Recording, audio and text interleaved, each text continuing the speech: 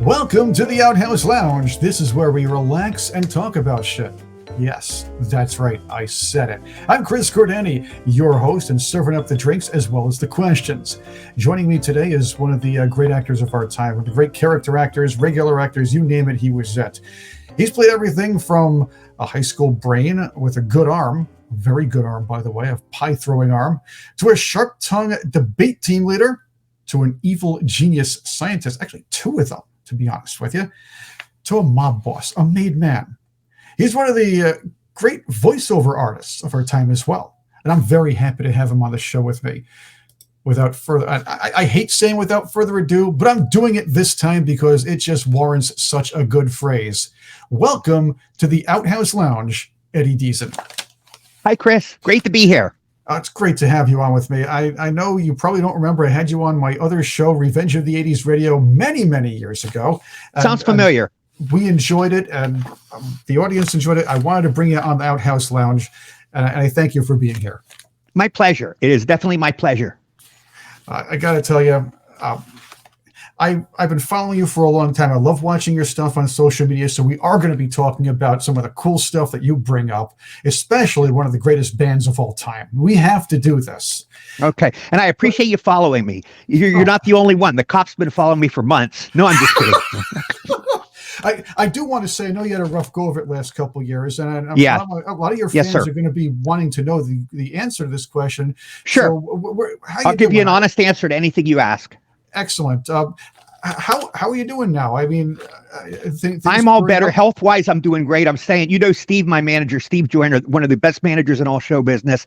He's my father. He's my brother. He's my manager. He's my best friend. He's done everything for me. His beautiful wife, Denise, they're taking good care of me. I'm in a city in South Carolina, and I'm having a great stay. My health is really good. Stevie and I do a lot of walking, and my heart feels fine. So that's better. And mentally, I'm fine. There was a lot of mental problems because I was just overprescribed with a lot of meds, and my system couldn't handle them. I was on like 20 meds a day. I had open heart surgery in 2020.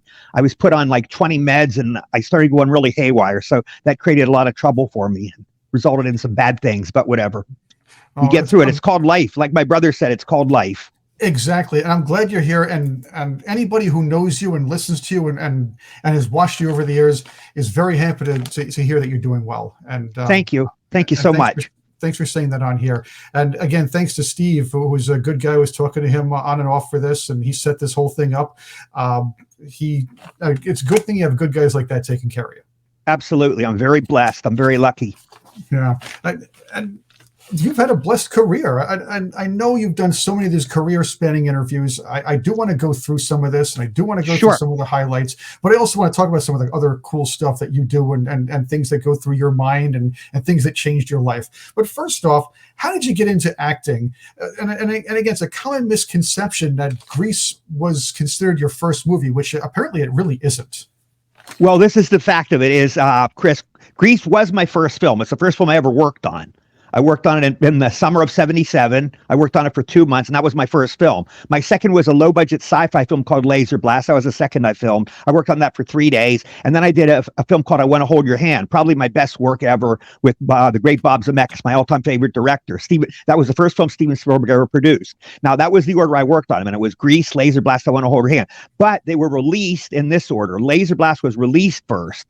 Then I Want to Hold Your Hand was released second. Grease was released third in the summer of 1978. So people get a little confused. But Grease was definitely my first film, yeah. Right, and I did misspeak. I did want to say that was the first film released, not the first film you worked on. But I did want to say that's sir. So technically that's your first film, but technically it isn't your first film. And that's exactly. It depends on how you look at it. Right. So if you're answering questions about what's Eddie Deezen's first film when it comes to Jeopardy, the first film that he worked on. Right. Definitely it would be Grease. Right. It would be Grease. Yeah. Right. Yeah. I mean, I lucked out. Yeah, as you know, showbiz, most people, their first film is usually a grade B film or worse, you know. Almost everybody, you know, Steve McQueen's first film was the Revenge of the Blob or something, you know. Most people do not work on good films. Or maybe that was Clint Eastwood out of Turkey, I know. Burt Reynolds' first film was called Angel Baby. You know, I started, my first film was a classic. I said, you know, it's the greatest musical of all time. So I definitely lucked out. That was my first movie, Grease. That was the first film I worked on, and it was a joy. I want to put this film in perspective. You Sure. were a comedian for a while. This is your first big break, your first huge Right. film. Yeah. Not only was it a huge success, you and a lot of young actors of the time were working alongside of comedy legends. You're with Eve Arden. You're with Right. Sid Caesar. Great Right. people like that. Yeah. As a young up and coming actor / comedian, what was it like? Did you get pointers from these guys, or did they take time to help you guys out a little bit? Not necessarily pointers. Remember, my role was so small in the film. I didn't do anything of much consequence. I'm in the film. I walk down the stairs and I get my hair messed up by the T-birds. And my big scene, I get hit in the face with a pie, and then you'll see me jumping around in the dance scene a little bit. So I'm in Greece, but it's far from the best thing I've ever done. It's not really anything of any consequence, but I'm in the film. I always compare it to, I always go, it's like one of the dead bodies in Gone with the Wind. Gone with the Wind was the biggest movie of all time. And there's the big battlefield scene. There's all, that scene where there's all these corpses after the war, and there's all these corpses. Every one of those guys spent the rest of their life saying, I'm in Gone with the Wind. They were a corpse in the biggest movie of all time, Gone with the Wind. So I'm kind of like that in Greece. I'm Eugene, I'm the nerdy guy. And since everybody's seen Greece, everybody knows me from that film, even though I have a pretty small role. But I did enjoy one of Michael J. Fox's first films, if not his first. I think that was one of his first. That was Midnight Madness. That was Michael's first film. He was a great guy. Michael. That was his first film. That was 1980. Michael was a kid. He was probably the youngest one in the cast. And Michael and I, we would have lunch together. We'd talk about our favorite episodes of The Twilight Zone. We both loved The Twilight Zone, and we'd talk about that. And I had this big Super Bowl I used to carry, Chris. After lunch, Michael and I would go to this brick wall at Disney Studios. We'd play handball together with my Super Bowl. I remember that. Now, cut to 5 or 6 years later, I'm on the lot at Universal. This red Ferrari spins up and screeches in front of me, I look up. It's Michael J. Fox. He's in the red Ferrari. He's the biggest star in the world now. Back to the Future come out. He's the biggest star in the world. He was the same guy, Chris. Hadn't changed a bit. Totally unpretentious. Hey, Eddie, how you doing? Blah, blah, blah. We, like you do, we shot the shit, for a little while. We talked. He was the same sweet guy. Didn't change him a bit. I love Michael, and he's a wonderful guy. Wonderful. He's such a brave guy. He's an example to all of us for what he's been through, how he's handled it. Exactly. It's nice to hear that, because you hear a lot of really horrible things about people, and you hear about these that people don't get along with other people in Hollywood, that sort of thing. They're hard to work with. It's nice to know that a lot of fans want to like the people that they watch on television. They want to like their favorite stars, and it sounds a lot like. Obviously, you're here. You're very likable, but it sounds a lot like you've met a lot of really good people along the way that were absolutely nice and likable. And Michael, very few have been not pleasant. I always say the biggest stars I've met so many celebrities. The biggest stars are almost always nice people, almost inevitably. Jerry Lewis was a rare exception. That story's just an isolated one. The biggest stars I've worked with, Tom Hanks, John Travolta, all are the nicest people, inevitably. I had a little trouble with David Carradine. We had kind of a bad meeting, and that's pretty much about it. Usually they're just super nice people. I think my theory is they don't have anything to prove. When you're a big star, you don't have anything to prove. It's like the black belt in karate. They go, the guy that has a black belt in karate walks around, he's the most serene, he doesn't walk around picking fights. He's the most serene guy because he knows he can whip anybody's ass, but it's the barroom brawler, that gives you trouble. This drunk, loose guy, gives you trouble on the street, but that's my theory about it. That makes a lot of sense because, again, you made it, you relax a little bit. You're not trying to cut anybody else's head off. At least that's in theory. In radio, it's a little different sometimes, but I can get to that at another time. It's not I'm not doing a radio. Okay. For those who are listening to the podcast and not watching it, I'm with Eddie Deezen. You do recognize the voice of some of the great voices of all time. If you were a little guy watching the Polar Express, you might remember the talkative kid.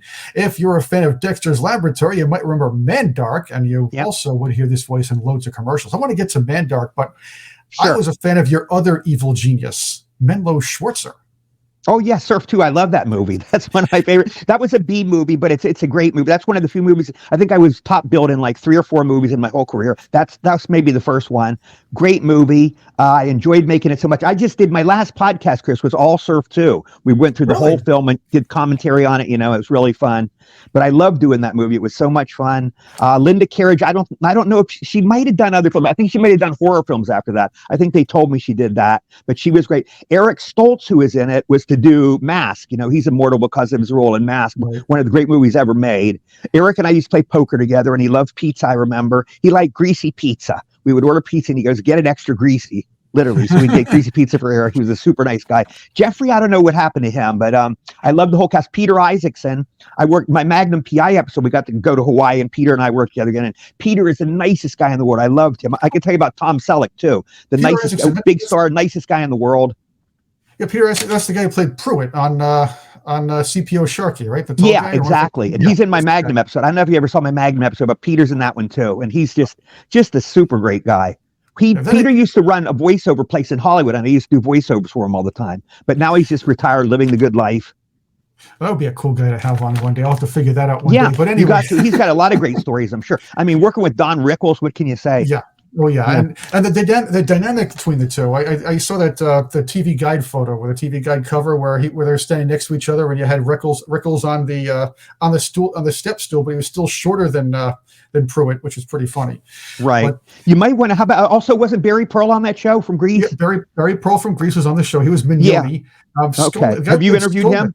No, but I wanted to get the guy who played Skolnick, David Lansbury, but he passed on before I had the brains enough to figure it out. Oh, I'm sorry. I remember him. Yep. Was he the guy in Barney Miller? I don't know. That's the wrong one. Oh, that's Steve Landesberg. Right. Yeah, this guy was a different guy. He had an interesting movie. It's on YouTube somewhere. It's good stuff. I was a big fan of CPO Sharky. Okay, I never saw it. I mean, right. Rickles would come. I saw Rickles live, and I never drink, but we drank gin and tonics. Chris, those times when you laugh, you think you're going to die from pain. We just laughed our guts out. My ribs just hurt. And my stomach was sore for about a couple hours. I never laughed so hard a show in my life, but he was so funny in Las Vegas. Luckily, he didn't pick on me. The thing about the Rickles show is it's kind of scary because you see he walks around and you think he's going to get you. And I'm praying, please don't let him get me. Luckily, he left me alone. I think he felt sorry for me. Oh, I got to tell you, if I never got to see Don Rickles, but I think you go to these things expecting to get insulted. Have a few beers and just say, "Hey, you're right. Pick me like a teacher." It kind of takes courage. You know what I did too? Also, my first show, Chris, was at the Comedy Store in West Hollywood. That was the first thing I did in 1976. But I did my routine anyway. Before I did my routine, we went one time, and the big star at the time was Jimmy Walker.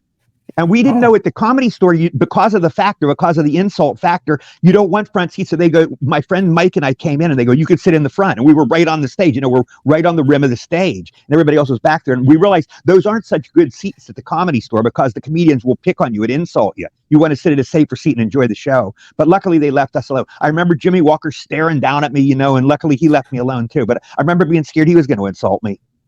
I like insult guys. I remember once. You like it, and you can take insults? Are you kidding? I love them because at least they know I'm here. It's you go to these things just again, you're like Horshack saying, ooh, yeah, me. And then you can go home and say to everybody, "Wow, wait, you know what he said to me?" Blah blah. Right. He, by the way, was a good friend of mine. Ron Palillo was in Surf 2, as you know, and he was the greatest guy in the world, the sweetest guy in the world. He died way too young. He used to be a big time smoker, and he died way too young. I'm sorry he's gone. I loved him. Yeah, they try. I think there was a proposal to put together a spin-off for him, I believe. Is that right? Well, I used to watch the show. It's funny, when I was in 1975, I was actually, living in Maryland. I'm watching Cotter. Little did I know, in 2 years, I'm going to be filming with Grease with John Travolta. Yeah. But I would watch the show, and I thought he would be the runaway star. I thought he'd be the breakaway star. I watched it, and I thought that, I could see John. Maybe you had to be a girl to see John Travolta's appeal. He was such a sex symbol. But I thought, Horshack was the funniest one. So I thought this guy's going to be the breakaway star, but it didn't happen that way. John was the star, and he left everybody in the dust. You did mention, and I want to get back to this because, again, I love following your stuff on Nosebook. You talked about some of the people of your influences and people and you mean Facebook? Movies. Yeah. I call it Nosebook because people get nosy. So I thought you were insinuating brown noser or something. Okay, I get it. Okay. No. Okay. No, but you were talking about some of the people and great actors and movies that changed your life, that sort of thing. I understand you that one of the big influences was a name you mentioned earlier that you said really wasn't a very pleasant fellow, Jerry Lewis. Yeah, my encounter with Jerry Lewis was traumatic. It absolutely was traumatic. I mean, I said, it was for me, because I worshiped them all my life, and my character was patterned after Jerry Lewis and Daffy Duck. That's the two I really worship, and I spent time with her. All right, you guys, and I tried to base it on that. That's what I try to base on, those two guys. So I couldn't meet Daffy Duck. So I'm meeting Jerry Lewis. I'd seen Jerry live in Vegas, and I swear he was the most talented human being I'd ever seen. He was unreal. And I worshiped the guy. So I'm going to finally meet him. He was there, Chris, he was autographing his DVD, The Jazz Singer. So I bought 5 DVDs. I'm going to meet Jerry Lewis. So I'm waiting in line, and there's this long line. I'm waiting, I'm like a kid, waiting to ask a pretty girl out for the prom. I'm rehearsing my lines. Hi, Jerry, I'm your biggest fan. I love y'all. My favorite film of yours is The Stooge, and I rehearsed it down. So I get up, finally, after a 20-minute wait, I'm there in line. No, this is what happened to. Didn't want to leave out one part. When I'm up there, Chris, Jerry saw me, and he did a double take. This is true. He saw me, and there was a clear path, and he did a double take. I didn't know what that was about, but I'll get to that in my next story. But he did a double take. Anyway, I get up to him. I go, my line. I give him my DVDs. Jerry, I'm your biggest fan. I love you so much. The Stooge is my favorite film of yours. I loved you with Dean Martin, blah, blah, blah, blah, blah. Dead silence. Crickets. I go, rack, crickets. Jerry, yada, yada, yada, yada, crickets. Nothing. He didn't say a word. Finally, I finished that, and then finally he goes, thank you. It was like a kid being told by his grandmother, thank your grandmother for the underwear she bought you for Christmas. So it's like a perfunctory thank you. And I was traumatized. I walked away. I was almost crying. He wouldn't respond to me. He was so cold. The place froze up. It was like 0 degrees out there. It froze up. So I get back to my manager. He sees me go, what happened? He could see I was distraught. I go, I just met Santa Claus and he kicked me in the balls. I mean, that incident stuck with me for years. Anyway, cut to Facebook, Chris. You call it Nosebook. Call it Facebook. This happened about 6 months ago. One of my friends on Facebook happened to know Jerry Lewis. He worked with him on the telethons, and they were there at the telethon. He told me this anecdote.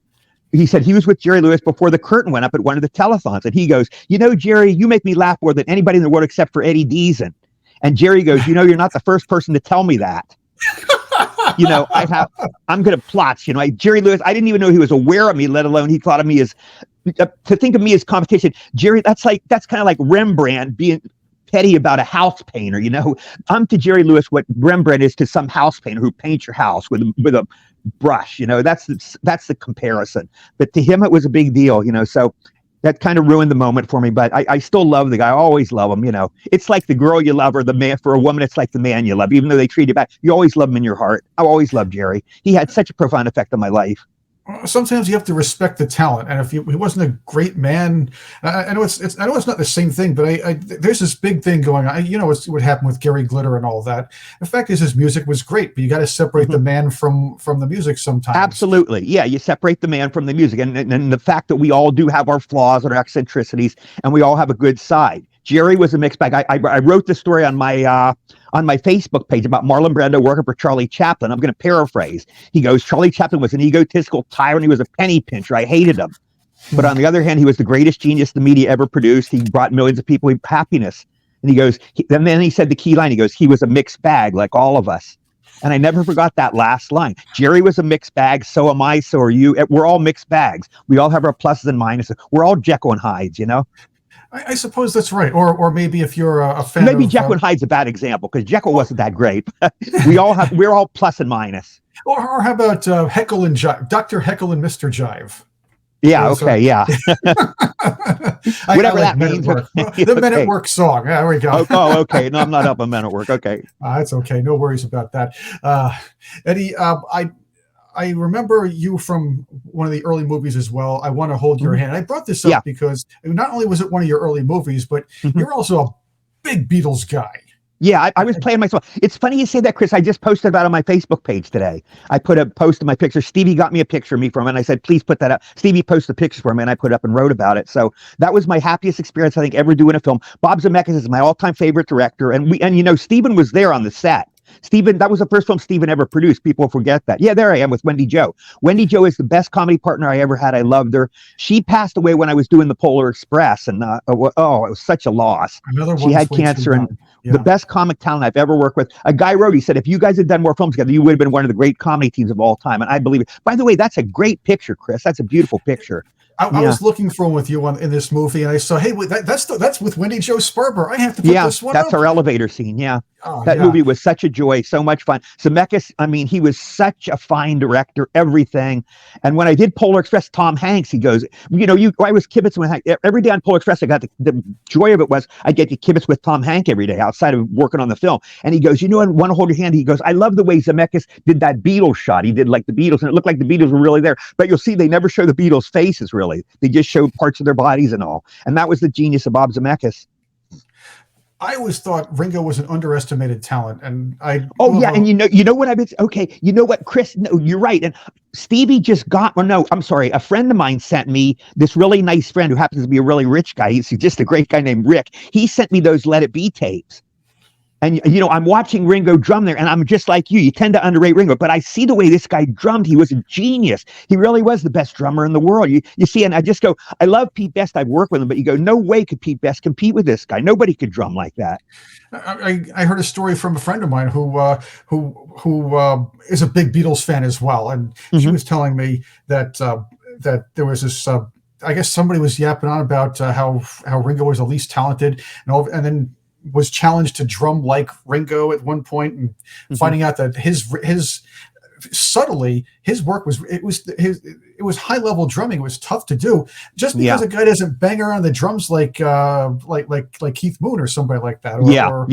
Or Herman Z. German. They're great drummers, by the way. Right. But you don't have to do that to be one of the greatest drummers of all time. No, he is. After they finished the Let It Be show, they did the rooftop concert, January 30th, 1969. The next day, Paul sent Ringo a postcard. It said, "You're the best drummer in the world. Love, Paul."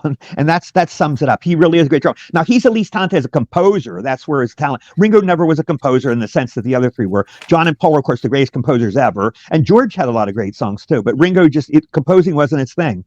He was a great drummer, and he would get a song, an album to sing on, and he was always good. He was suave, though, too. I mean, he had a presence about him, especially in the 70s after the Beatles broke up. He had some great solo stuff, and then later on in the 80s, what was it, the 80s, I think it was, with the Seagram's commercials? Yeah, I remember that, yeah. Seagram's coolers, cool. Yeah. Some guys just define cool, and Ringo is that guy. He's cool now, yeah, exactly. He was kind of the geekiest in the Beatles years. He was the one, maybe the girls went crazy over the least. But my sister said after the Beatles split, he was the hottest Beatle. She said he was the hottest one when he had the beard and all that. Right, and the ponytail. Yeah. I want to get one of those ponytails. I was tossed up. I either want to get a haircut like his in the 80s or one like Paul King's. But who's Paul King? I'm sorry. Oh, from King. He's a short-lived band from the 1980s out of Coventry. Okay. I listen to a lot of weird stuff from the 80s. That's just you're obviously an expert. I'm a layman on that stuff. I'm a Beatles expert, but people think that I know other bands, and I don't. I know a little bit about the Stones, but I know everything about the Beatles, but I don't know anything about the others. I'm just a nerd. I just sat down and watched things. You did. You know all the bands, yeah. But you did things. Everybody's got their own area of specialty, Right. Well, you did things in the 80s, and that's what counts. I mean, yeah. You're too busy working and doing some and acting and to pay attention to stuff like I was. Yeah. Doing. Anyway, to get back to why I want to hold your hand, Stephen was on the set a lot. And we would hang out a lot. And this is a really great guy. And he was a wonderful, marvelous guy. And he made little contributions to the film too. He added it too. He was like, Bob and him were like, they were like really close comrades. You could see they were best friends. So he was there to help us. When we went on the promotional tour for I Want to Hold Your Hand, Stephen took us out. And that was my first lunch with Stephen. They took us out, and get this, they put us up in the Plaza Hotel, the suite where the Beatles stayed. We got to stay in the Beatles suite. And Stephen took us all out one day, blah, blah, blah. And he said, this movie. Now, sadly, the movie didn't do good at the box office, but Stephen was there. He goes, this movie's going to be like American Graffiti, And we thought it was going to be. It got great reviews, but for some reason, it just didn't do well at the box office. But it's a film I'm proud of. It's going to happen, but people watch it anyway afterwards. DVDs. Yeah, every Beatles fan's seen it. Right. Pete, I'll tell you a story. Pete Best, it was his favorite film. Pete Best and I did a signing show together, and I said, oh, Pete Best here. He goes, yeah, he requested to sit by you. Oh my God, Pete Best. He goes, why? He goes, because I Want to Hold Your Hand's his favorite film. So I sat with Pete Best, and he was the sweetest, nicest guy. But here's what it is.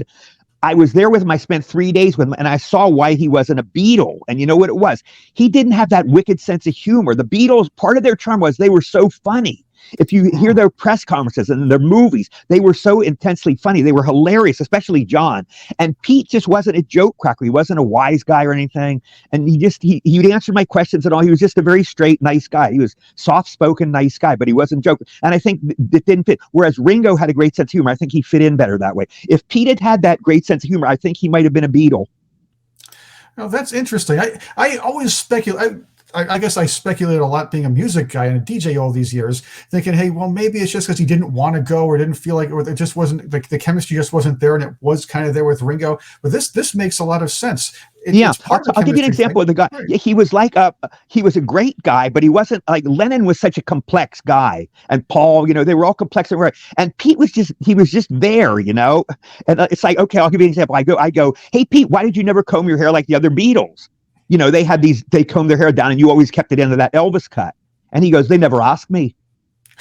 I'm thinking, that's it? That's your answer? Didn't you ask them? Didn't you think of doing it? That's all. But he was just very there. He was just a regular guy you'd meet. He wasn't, I don't want to say colorful because he was a wonderful guy, but he didn't have that pizzazz that the Beatles had, that jazziness that they had. He was just a straight Liverpool guy and a really, really, really nice guy. They always called Ringo Starr the luckiest man in show business or music history. Yeah. But the fact is, he really was a huge part of that sound. He was a huge part of that sound. Absolutely. His drumming is great. Yeah. And also, like I say, his personality, that was a big thing. Again, if you look at those Beatles press conferences, Ringo contributed so much. He was a really funny guy. Oh, yeah. And he is to this day. So here's a question.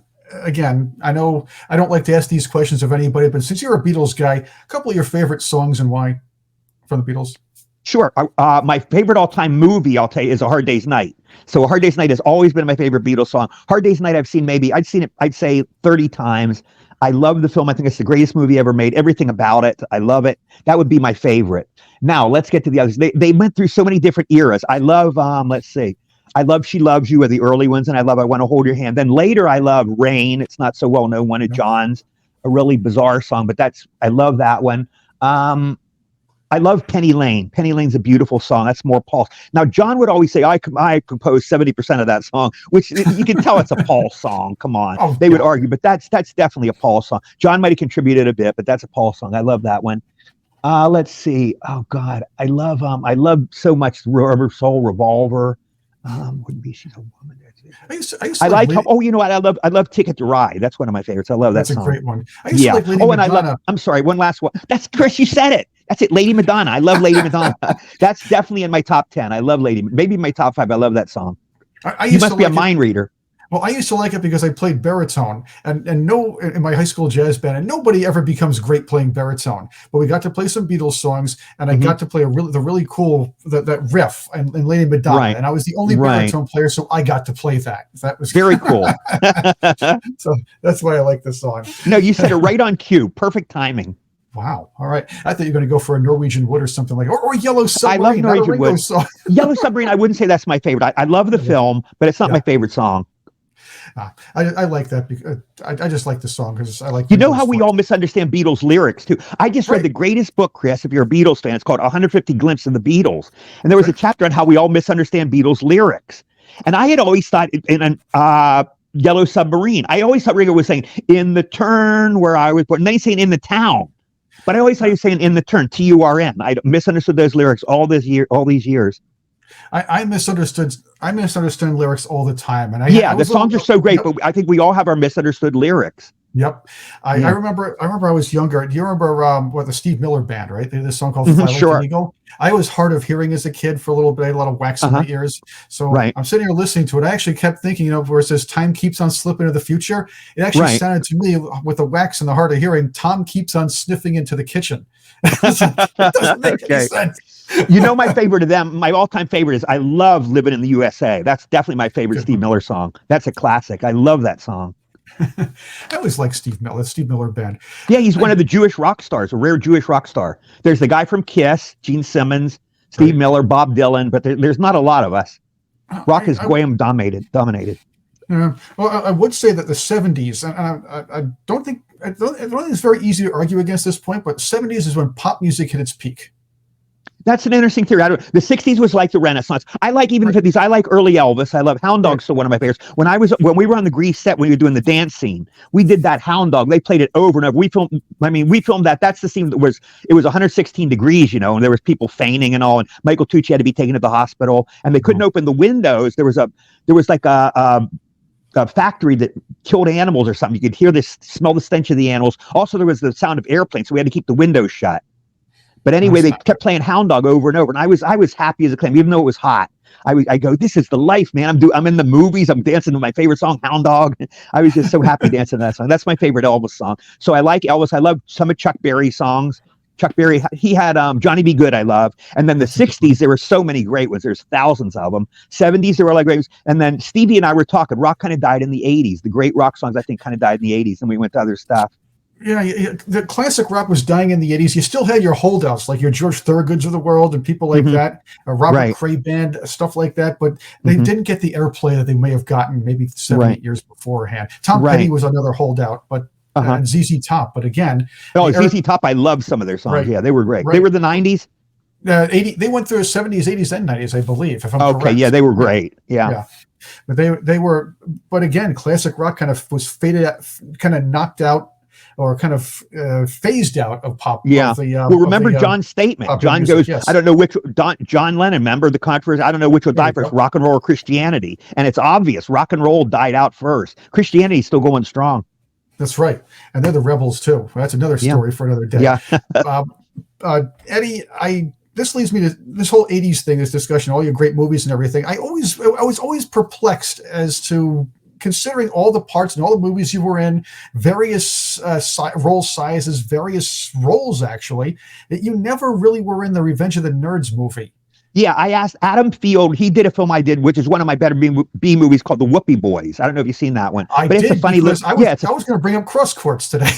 Yeah, that was funny. It was a funny little B movie. It was a B movie, but it was done by Paramount Studios, so it should have been an A film. I call it a B movie because it kind of is, but it was an A film because it was a Paramount movie. It was a really funny film. I thought Marshall Warfield, I loved. Michael Keaton, I loved. Michael O'Keefe, I'm sorry. Marshall Warfield, I loved. Paul Rodriguez, a little bit of a mixed bag. We would go out together and have lunch. Paulie would pick on me while we shot, but he was actually a nice guy at heart. We'd go out on the weekends. We would have a dish I never heard of. We'd have chili and pancakes. He liked chili, and we'd go out and have chili and pancakes. And it was actually delicious. We'd get out and talk together like friends. Then we'd go on the set again Monday, and he'd pick on me again. But I think that was a funny film. Anyway, what was the question? I forgot your question. It was why you weren't in Revenge of the Nerds. I thought. Oh, that okay. Yes, you're right. I wanted the answer. And anyway, Adam Field, our producer on Whoopee Boys, was one of the producers of Revenge of the Nerds. And I, of course, asked him that question. I go, I get that question all the time. Why weren't you in Revenge of the Nerds? He said the joke of the film was they wanted to get straight guys, put glasses on them, and make them be nerds. And he said, you were already a nerd. He said, that's why. Now, I don't know if he was giving me a line, like guys give women a line, but I don't know if that was a line, but that's what he told me. There's me and Maggie. That's Midnight Madness. Yep. Maggie Roswell, I love. She's a doll. She's in The Simpsons, and I love working with her. She was so wonderful to work with. I just love her. Yeah, I had to throw a Midnight That's a great photo. You have some great pictures, Chris. That's a great photo of us. It's amazing what the internet can do. But again, so that was the joke. I had to throw a Midnight Madness picture out of there because we talked about it. But I always wondered about that. But I guess that makes a lot of sense. Make the non-nerds the nerds. But again, you know what? Sometimes I think you would have been funny in that movie. I gotta say. Yeah. I don't know if Adam was giving me a line. It always sounded a little bit weird to me, but maybe he was being honest. It can happen. Yeah. But the fact is, you did so many other great movies, and I did like the Whoopee Boys. I did want to talk about that because the Whoopee Boys is a funny film. Yeah. A lot of my movies were actually funny. They were actually funny. Some I'm ashamed of, like a Polish Vampire in Burbank. I'm ashamed of, but some I'm proud of, even though they bombed. Polish Vampire in Burbank, I think is the worst thing I ever did. But we don't have to get into that. The thing I liked Eddie in that movie because he went along with all the cool stuff the other guys did, but you did attempt to play cross courts, and that was pretty cool. Yeah, that was funny. Yeah, it was fun. And I actually made a goal. You know how we shoot the ball through that hole in the mouth or something? It's impossible. But I swear to God, I actually did it. That for some reason I smacked the ball and it went right in the hole, and everybody gave me applause. I remember it was a big moment. I actually did make that goal.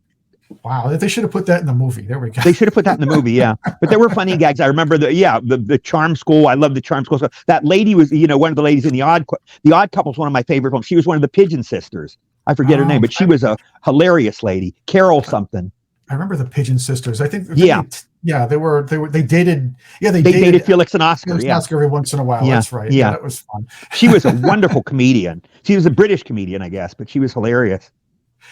I also always meant to ask, how much of Menlo Schwartzer was in Mandark when you kind of created that character and that laugh? I didn't consciously think of it, but I can see that's how I play the mad scientist. It's pretty much the same thing. Now the laugh came from the best. Now here's the thing: in films, in the movie world, everybody says, I don't want to get political, but they all go, why are women so underrepresented as directors? It's male dominated. I would guess maybe 90% of the directors are men. Now, maybe it's changed, but in my time, I would say it was at least 90%. I work for only 2 women directors. I work for Pat Birch in Grease 2 and a lovely lady named Anita Rosenberg in The Saw the Killer Bimbos. Anyway, in the animation world, for some reason, it's the reverse. Women dominate it. It's like, I'd say it's 90% women. I've hardly ever worked for men in the animation world. All the cartoon shows are directed by women for some reason. But anyway, there's a lovely lady named Colette Sunderman. She's my favorite director. And I was getting ready for Mandark. And the line goes, Mandark laughs. And she goes, how are you going to do that? And I go, oh, I'll go my laugh. And I had a 1-tone laugh. I go, ha. I go, ha. I'll hold the line. And she goes, no. She goes, do it there. She goes, why don't you chop it up? Chop it in. And I go, ha, ha, ha, ha, ha, ha, ha, ha, ha, ha. And I chopped it. And that became the Mandark laugh. But Colette's the one that thought of that. That's why. And that's kind of Mandark's trademark.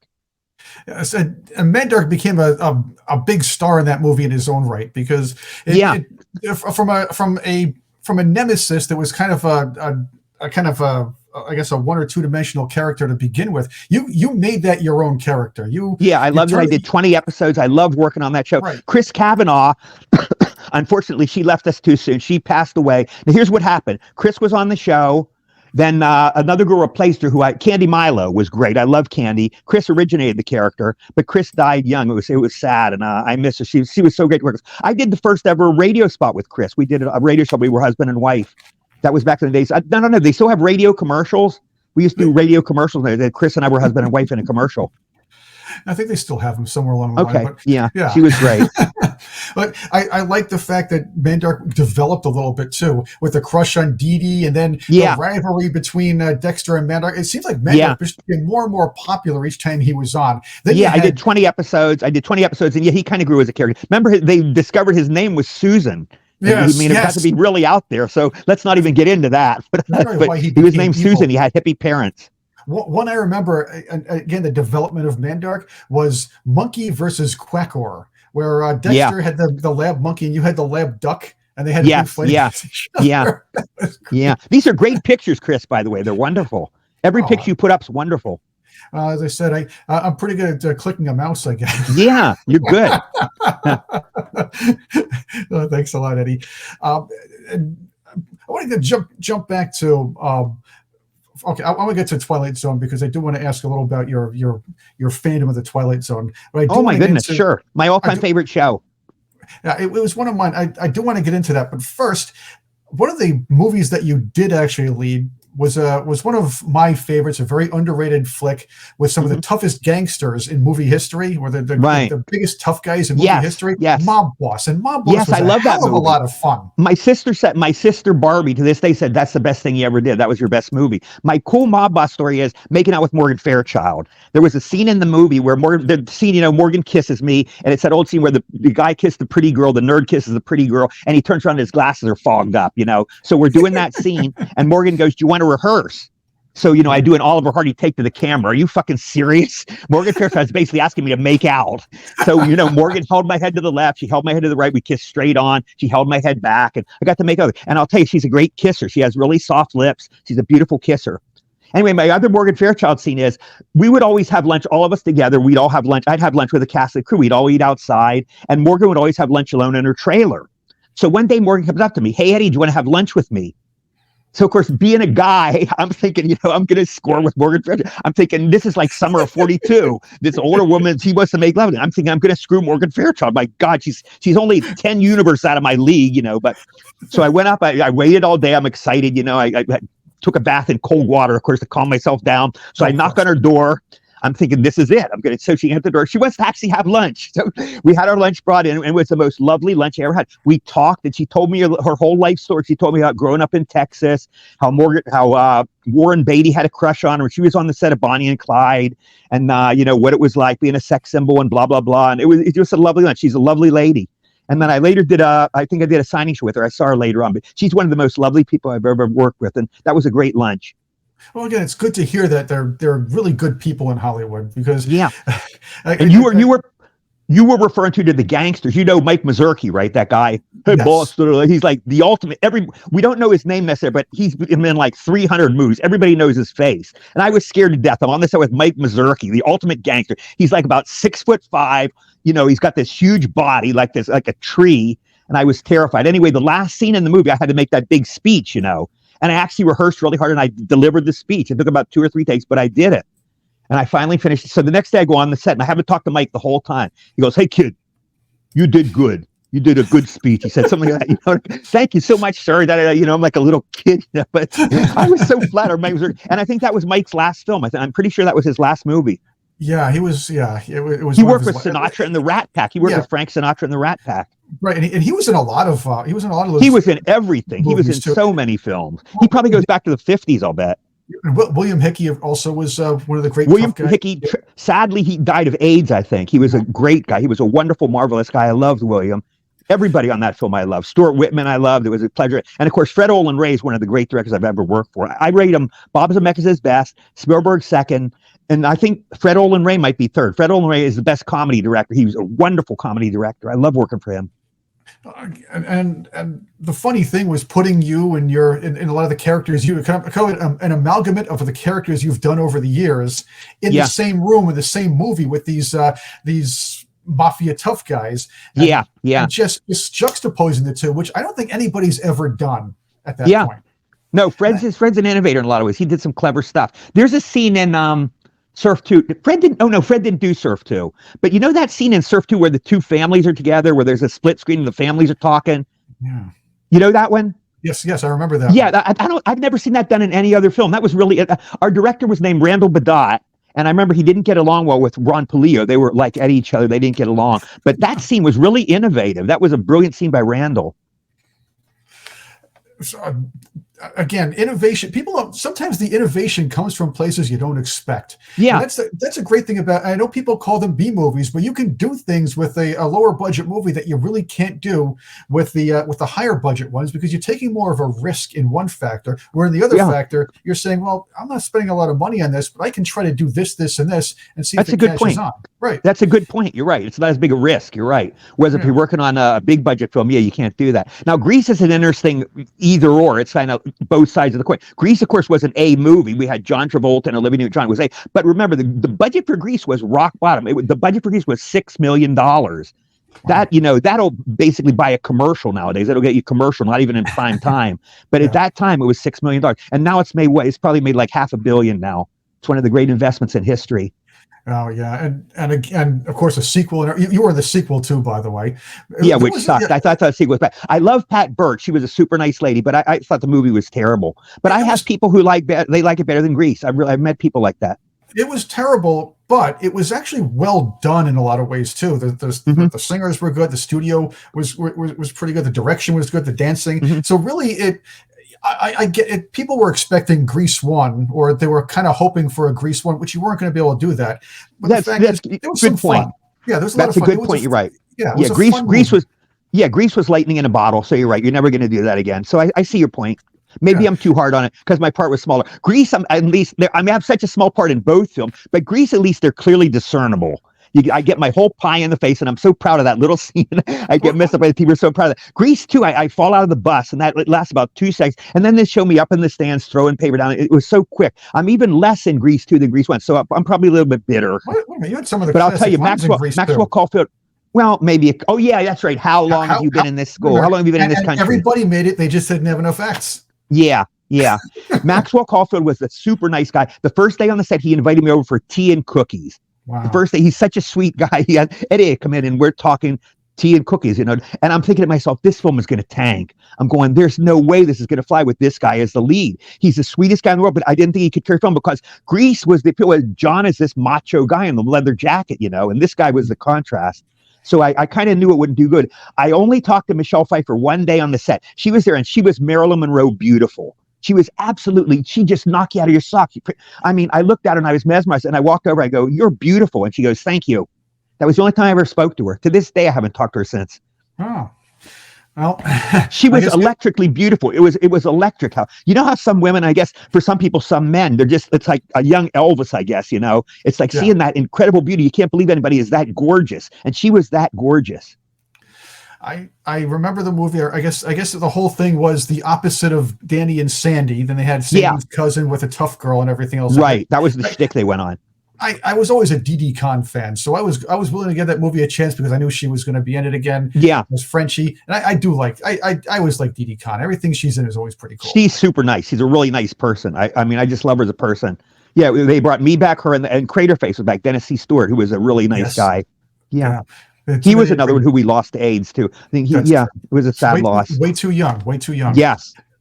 His personality belied his face. He looked like a natural villain. I don't mean that in a cruel way. I'm just saying he looked like a heavier villain with that crater face. But he was actually a sweet, gentle, nice guy. He couldn't have been nicer. When I was on Grease, I would literally take the bus to the set every morning. Literally, I'd take this, and this was out to Venice High School in those days. I would take the bus. I'd get up at like 4:00 in the morning. My call was like 6. So I take an hour and a half bus ride out there. So I was talking to her one day on the set, and Dennis goes, "Do you have to take the bus to the set?" I go, "Yeah." He goes, "Not anymore. I'm going to give you a ride every day." So he'd take me to the set every day. Dennis would give me a ride every day on the set. He was an incredibly nice guy. Oh, it's amazing how, look, being nice kind of, it comes back to you. Let's put it that way. Okay. I'm sure you're a nice guy to everybody else you meet on the sets too. And they're like, "Hey, this is a great guy. I wouldn't mind giving him a ride to work," or let's take him to lunch. Yeah. I hope so. Well, you give what you get. You get what you give, Okay, I don't want to get too metaphysical. We can talk metaphysics, but sometimes I do believe ultimately the universe is fair. I do believe ultimately it's fair, but it's not apparent. It's not always apparent. Sometimes it looks like nice people do get kicked in the balls, and it looks like the villains, the ones with the black hats, are successful. But I do believe ultimately there is a justice in the universe. Yeah, I believe it plays out. I think we all get punched in the balls all the time. And we all think. I think all of us think of ourselves as a nice guy or a nice woman. Right. Or at least we want to be, or we want to try to be. Again, I want to get into this before we finish up the conversation. I loved Twilight Zone from when I was a youngster on. Oh, yeah. Watching my grandmother all the time. My favorite, I don't nobody cares what my favorite is, but I like the one. No, I care. I'd like to hear them. Well, Tell me your favorites. I like the one with Jack Klugman and his son, Pip. Who was, I thought, okay, I got you on that. I like Chris. I like the pool player better. I thought you were going to say one of my favorites is the pool player. That's the only time I've only liked Jonathan Winters twice. I liked him in the pool player episode, and I liked him in Mad, Mad, Mad World. But I was never a Jonathan Winters fan. But I'm a nut for the pool player. That's one of my top 3 episodes. I love the pool player episode. Well, that's what I want to get from you. What are your top 3 episodes? I think we know one now. Okay. The pool player I love. My all-time favorite, and it might seem like a weird choice, but it chokes me up every time. And I like to watch particularly at Christmas, is the school teacher, where the school teacher comes back and his class comes back to life, and they tell him what he meant to him, what they meant to him. That one makes me cry every time. I love that episode. I love the Jack Klugman episode. And I'm trying to think, what would be another one I love? I don't know. I don't like. I hate the Charles Bronson one. Tell me your top 3, and then I'll see if I can think of my third. Well, I think I'm not sure if I have a top 3 at all. I did like the one. I did like the one. See, now you got me going here because the airplane. Yeah, it's kind of put on the spot. It's like when you say your top 3 Beatles. One. No, because you got to think of it. You go, what are your favorite Beatles songs? It's like saying, who are the 3 hottest women you've ever seen? It's like it takes a minute to think of these. That might be a little quicker, but I will say this. I did, and sometimes I don't remember the titles because, again, it's right. Sometimes no, you can just give me the episodes. I'll know them. Right. The airplane one was good. I know it's cliche to say the airplane one, but that was a great one. Where they one. see the dinosaurs? The one with William Shatner. The William Shatner's a classic. Yeah. Right. I'll tell you another one I love. I love the one with the professor. I love the professor, both the ones with Russell Johnson. Those are 2 of my favorites. The one where Caswell comes back, Albert Salmi comes back and he gets hung, I love that. And I love the other one of the professor. What's the other one? He did 2 of my favorites. I think I do remember the one I like the most is the guy with the film. He created his wife. He created some people. Yes, I love that with Keenan Wynn. I love that with Keenan Wynn. That's one of the best episodes. Yeah, that's the one because Rod Serling's there. Rod Serling makes it appear. That's the only one I think Rod Serling appeared in. Right. Yeah, that is one of my favorites. I love that one. What's the other one with Russell Johnson? Oh, the one with Lincoln. They killed Lincoln. Remember, they're going to assassinate Lincoln. Those are two of my favorites. It's hard to imagine what would have happened if they just didn't go out that night. The Lincolns. Yeah. But again, that's a different story. Maybe Booth would have gotten him. Maybe he wouldn't have gotten the chance. But that's just Well, you know what happened? I don't know if you're interested. I read the book Killing Lincoln. His bodyguard, this idiot, took a break. They had a bodyguard there at Ford's Theater. He was a bodyguard, and he was right by Lincoln. But he went out to get a drink or something. Not to go back, but he went out to get a drink right in the middle. Are you serious? And he went out, and then that's when Booth came and killed him. But the bodyguard didn't do his job. It's that simple. He didn't do his job. Putting it into perspective, I used to watch the press conferences with Reagan and Carter, and of course when I was younger. And I noticed this when I was younger. After my father pointed out to me, it was like, see these guys, that's the Secret Service. They're all looking around like this. Their heads are around. They're ready to take a bullet for the guy. This guy is supposed to be the equivalent to the Secret Service. I guess they really didn't it wasn't as good as it was. Yeah. Now, don't take my word. Take my word as gospel. But I'm pretty sure. I'd say I'm 90% sure that is what happened. You could Google it. What happened? But I'm pretty sure the bodyguard was very inefficient. I think he stepped away literally. And Booth, by the way, it's an interesting story. Booth had performed in front of Lincoln before, weeks before, a month before. He had been in a play, and he looked right at Lincoln, and he said something like that, like, I hate you. He said or something, or I'm going to get you. It's some kind of ironic line he said to Lincoln. He was also at Lincoln's inaugural. He was at the inaugural for Lincoln, either in 1860 or 1864. Booth was there. There's a picture of him in the crowd. It's amazing. These a good Secret Service bunch would have picked up on that, but again, that's when they started the Secret Service because of that. That's what started it. What's this hindsight about 100 and what? It's like 170 something years later. Yeah, it's interesting. It's interesting to surmise what would Lincoln have done those last 3 years. What would he have done? Good things or what? But he was something. He was definitely something. So it's nice to have you back. It's nice to have you on social media again. You put up. Thank you so much, stuff. Chris. It's fun. Eddie, anything cool coming around the corner for you? Stevie's got me, I think, a low budget film he set me up for. I won't tell you anything because I'm not sure what it is. I think 1 or 2 low budget films. I'm doing a lot of these podcasts, and with guys like you, this has been such a pleasure. It's been such a joy. And the podcast, and that's about it. There's not a lot to do in South Carolina. The people two things about South Carolina. The people are the nicest I've ever met. And also they got a lot of great restaurants out here. I love the restaurants out here. They're wonderful. And Stevie's putting some weight back on me. I weighed myself today. I'm back to 148, so that's good. Well, congratulations. That's I was skin and bones in that hospital. I mean, I was really in bad shape. Oh no, we're glad that you got out okay. And people, things happen, and I'm glad somebody figured it out, and you were able to be taken care of, and you're back and you're well again, Eddie. And Thank you so much. I'm sure your fans are very happy to hear that too, and see Thank you you. here. Thanks, and Chris. know this, yeah. And thank you from the bottom of my heart for being on the program. I loved having you here. You're always one of my favorite actors. And I know it sounds like I'm brown-nosed fanboying, but the fact is, you've given a lot of people a lot of reasons to smile and laugh over the years. You've done a lot of great things, and you had fun, and you actually always looked like you were genuinely having fun while you were on screen. Absolutely, yeah, I did. Thank you so much. You're very kind. Well, thank you. And once again, have a wonderful day. I'm Chris Cordani. Thank you all for joining us on the Outhouse Lounge. And if you really like the show, hit us with a subscription or maybe a comment. Tell us what you think. Maybe one of your favorite Eddie Deezen roles. We'd love to hear that stuff or see that right in the comment section. Again, Eddie, thank you for being with us. Sure, Chris. My pleasure. Take care. Happy spring. And we'll see you again. Okay. At the Outhouse Lounge.